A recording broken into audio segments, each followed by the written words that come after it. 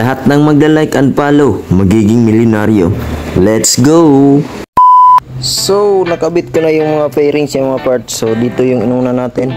Medyo masilan lang kasi kailangan to may tama ng paglagay kasi mahirap yung sa ilalim dito niya. So, kailangan talaga silipin yun ng maigi. Tapos yung upuan rin. Yun yung gilid. Ito. So, good na yan. Tanggamalin ko muna yung plate number niya. So, lilipat ko dito para bilhin ng tayo ng placer relay. Nandito naman yun. Tanggalin natin para makita natin. So, update ko yung mamaya mga parts. So, ayun, napalitan ko na siya ng placer relay, which is Cyan yung brand na pinalit natin. Ito. So, Cyan Philippines, baka naman. So, gana na yan.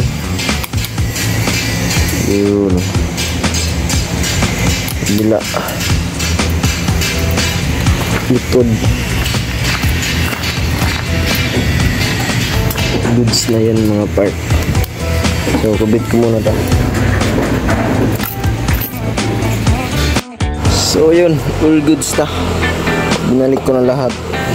At tapos na yan lahat mga part, and then dito ko na lang din ito tatapusin kasi sa uli na natin to kay Boss Todong yung may-ari. So sana man natutunan kaya sa ating video na pinakita sa mga part kung paano ikabit yung rear fender na uso ngayon sa mga CRF 150. So yun mga part, tignan nyo na lang.